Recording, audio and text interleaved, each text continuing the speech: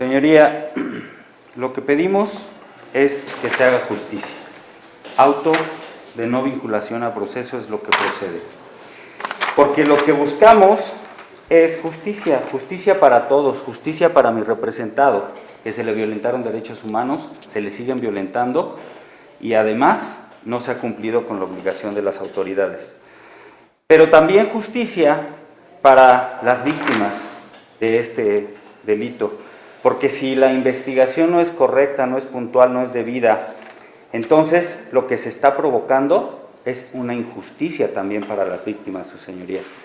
Por lo tanto, lo que queremos es que se realice una investigación adecuada. Como primer punto, su señoría, antes de entrar a mi debate, le solicitaría al Ministerio Público que me dijera respecto de la autoría de mi representado, a quién es al que se le imputa directamente, a cuál de los hoy occisos priva de la vida mi representado, su señoría, para tener certeza jurídica y poder realizar una defensa técnica y adecuada.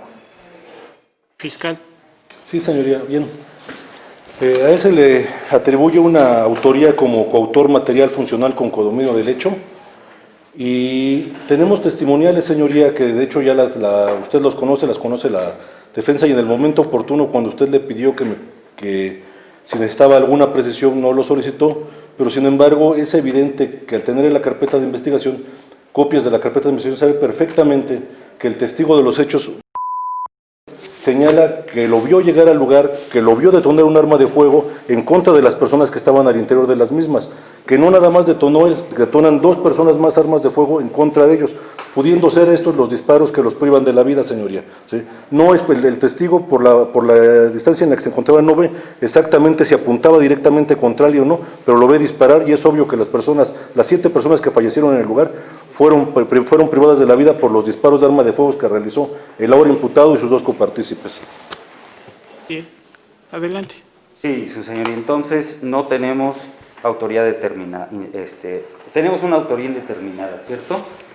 Primer punto importante, y después vamos al argumento. Dice el artículo 19 constitucional, en relación con el artículo 16 del Código Nacional de Procedimientos Penales, que necesitamos diversos requisitos específicos y estrictos para un auto de vinculación a proceso. Y estos requisitos en esta audiencia y durante la audiencia pasada no se cumplieron, su señoría. No se cumplió en específico la fracción tercera del artículo 16, donde nos exige que de los antecedentes de la investigación expuestos por el Ministerio Público se desprendan datos de prueba que establezcan que se ha cometido un hecho. Pero en específico, en este debate, lo que queda completamente aislado, con deficiencia y con insuficiencia probatoria, es que obren datos que establezcan que se ha cometido un hecho que la ley señale, cuando existan indicios, que exista la probabilidad de que el imputado lo cometió o participó en su comisión. Acabamos de escuchar, así como en la audiencia próxima pasada y la inicial, que de ninguna manera le señaló en específico a mi representado qué es lo que realizó, a quién le causó el resultado material. No tenemos esa determinación, pero aunado a lo anterior, nos metimos al estudio de la carpeta de investigación en específico. Nuevamente, insisto en el tema importante cuando llegamos a una audiencia inicial donde se le pretende privar de su libertad a mi representado con deficiencias, con insuficiencias y además con violación a derechos humanos. Violaciones como la certeza jurídica, como la defensa técnica y adecuada, como la posibilidad de que mi representado, él de manera personal, decida quién es quien lo defiende y no sea impuesto por las autoridades. Por lo tanto, se violenta el debido proceso, su señoría. Empecemos con el tema, con los datos de prueba que la misma Fiscalía nos vino relatando. Tenemos la testimonial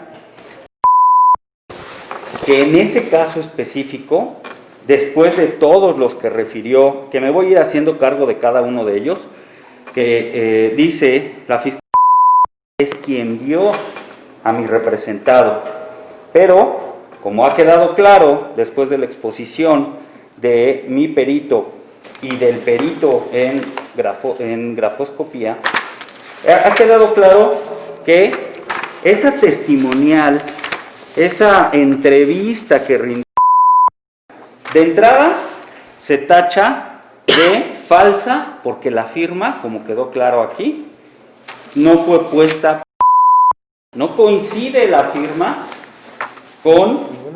no coincide las firmas que él plasmó en esa entrevista, que las pudimos contar, son 4 firmas, no coincide con la que está plasmada en el documento indubitable que es la copia de el INE que le exhibió al Ministerio Público, suponiendo sin conceder que se presentó, que estuvo en su presencia. Después tenemos la entrevista. Regreso un poco. También de lo que nos refiere, colisiona totalmente con lo que nos vino a exponer nuestro perito experto en la materia, donde dice que las trayectorias, las distancias y la ubicación de los victimarios no es coincidente y no pudo haber sido de acuerdo a como lo refiere en su entrevista de manera aislada. Después nos encontramos ante un testigo singular. ¿Por qué? Voy a decir. En su entrevista de 28 de marzo de 2020, dice que ella no vio que disparó mi representado. Lo que nos dijo la Fiscalía falta al deber de lealtad. Ella jamás dijo que vio. Ella dijo, y me permito leer literalmente para que no quede duda y el fiscal pueda hacerse cargo. Dijo, yo le pregunté qué había pasado y me dijo que y los que llegaron en la motocicleta negra, es decir, fueron los que habían disparado. Ella no vio. Su señoría es claro. No dice que vio que mi representado hubiera accionado un arma de fuego.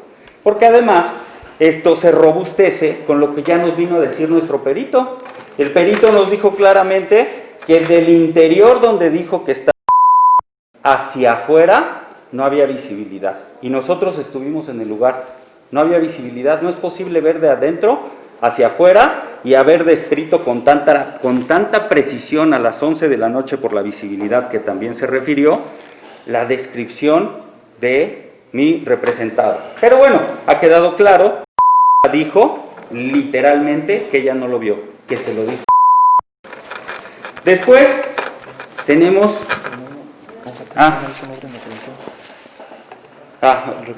Ok, esto está directamente relacionado también con la prueba pericial que realizó mi perito en grafoscopía, que también determinó de manera tajante que la firma, las diversas firmas que pone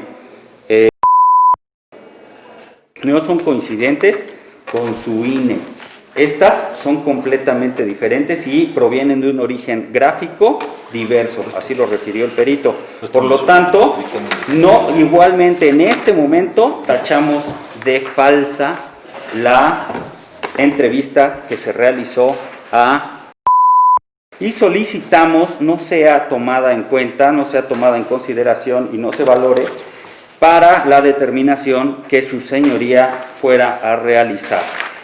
Pero más adelante me voy a hacer cargo respecto de del reconocimiento ilegal que le hicieron a mi representado, donde lo basan en el dicho de claramente dice que no lo vio, que le contó, le dijo. Pero ya llegaremos a ese punto, vamos avanzando. El primer respondiente, bueno, sigamos en orden. Hay otro testigo que se llama, bien refirió el Ministerio Público, Este testigo también nos dijo claramente que él no vio. Él dice que no pudo ver quién fue quien disparó, quien detonó y quien llevaba las armas. Y aquí está el Ministerio Público que no va a poder contradecirme. También tenemos al primer respondiente, el primerito, no el que nos dijo el Ministerio Público, el primero que llegó se llama. Ese primer respondiente, él mismo refiere haber llegado a las 11:40 de la noche, después de haber recibido un llamado por vía radio, llegar al lugar y ser quien procesa, para ser preciso, quien acordona el área. Y él, en su informe policial homologado, refiere claramente, o más bien no refiere, como lo señala el informe policial homologado, que hubiera habido ningún testigo. Estamos hablando del primer respondiente a las 11:40 de la noche. Él dice que acordonó el área y se lo entregó después a un policía de investigación con el área resguardada. Dicho y hecho que también se probó mediante las placas fotográficas y la expertise realizada por el perito en criminalística y balística, que el lugar no se encontraba preservado. Absolutamente nunca fue preservado. Tenemos otro testigo presencial que refiere, me voy ocupando de todos y cada uno de ellos, para no dejar la posibilidad de en un contraargumento, el Ministerio Público refiere a que ellos de alguna manera vieron o señalaron. No. En su entrevista dice, sin que yo pudiera percibir quién o quiénes me lesionaron. Palabras textuales. Por lo tanto, pues tampoco vio.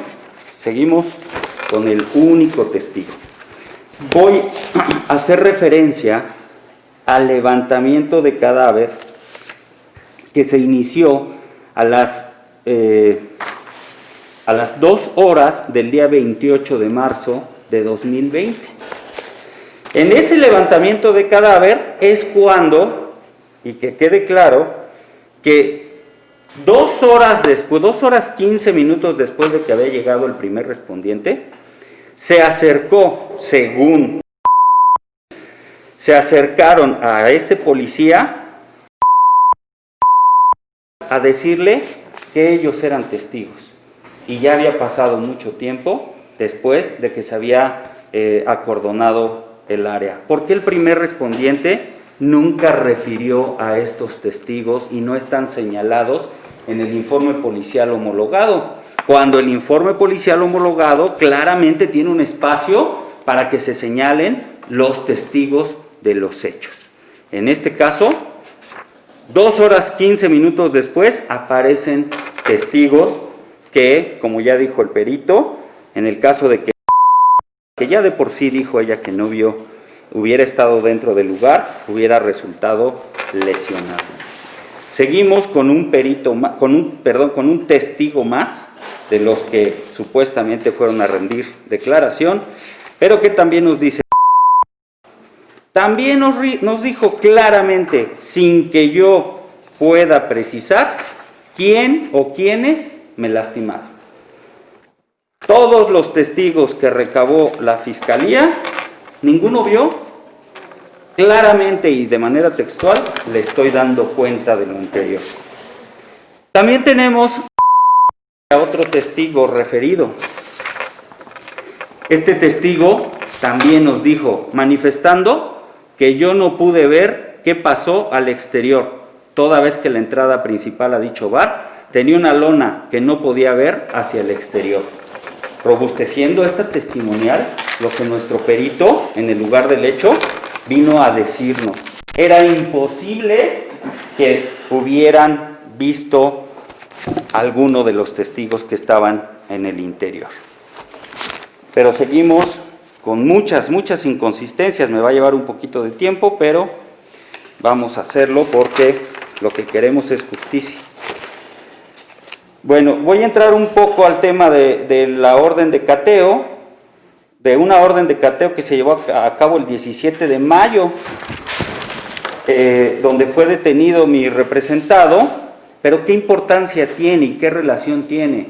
Es el motivo de que mi representado se encuentre aquí, habiéndole violentado todos sus derechos humanos, su derecho a la libertad, porque resulta, como fue claro en los informes que a petición del órgano jurisdiccional rindieron las fiscalías, no estuvo detenido en ninguna parte, pero tenemos nosotros datos de prueba que también ya fueron incorporados en esta audiencia, donde tenemos registros, cumpliendo con la Ley Nacional de Registro de Detenciones, que mi representado sí estuvo detenido. Entonces lo que tenemos es una violación flagrante a su libertad, a su derecho a la libertad.